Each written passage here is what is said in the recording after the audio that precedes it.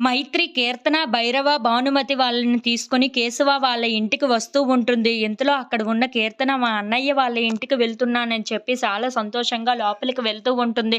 ఇంతలో కేశవ వాళ్ళు వాళ్ళని ఆహ్వానించడానికి బయటకు వస్తూ ఉంటారు. ఇంతలో అక్కడ ఉన్న భానుమతిని చూసి ఒక్కసారిగా షాక్ అయిపోతూ ఉంటారు. ఏంటి ఈవిడ ఇలా వచ్చింది అని చెప్పేసైతే కేశవ అక్కడ ఉన్న భానుమతిని అలా చూస్తూ ఉండిపోతాడు. ఇంతలో అక్కడ ఉన్న భైరవ మాత్రం ఏంటి బావగారు మమ్మల్ని పలకరించడానికి బయటికి బాగానే వచ్చారు.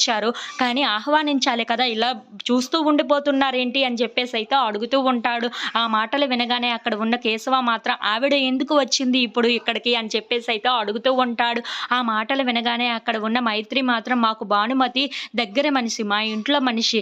తను అందుకే ఇక్కడికి వచ్చింది. మేము ఆహ్వానిస్తేనే వచ్చింది అని చెప్పేసైతే అంటూ ఉంటుంది. ఆ మాటలు వినగానే అక్కడ ఉన్న వాళ్ళందరూ అయితే ఒక్కసారిగా షాక్ అయిపోతూ ఉంటారు.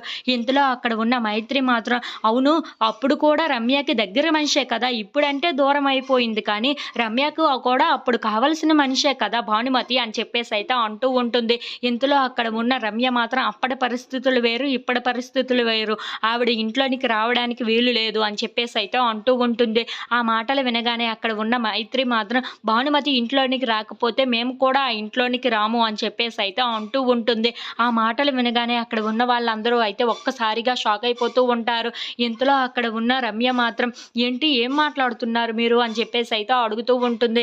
ఇంతలో అక్కడ ఉన్న మైత్రి మాత్రం అవును భానుమతి మా దగ్గర మనిషి. తనని ఇక్కడ దాకా ఆహ్వానించి మళ్ళీ ఇంట్లోనికి రానివ్వకపోతే ఎలా చెప్పండి? తను వస్తేనే మేము కూడా ఇంట్లోనికి వస్తాము అని చెప్పేసైతే బయటనే నించొని అలా ఉండిపోతూ ఉంటారు.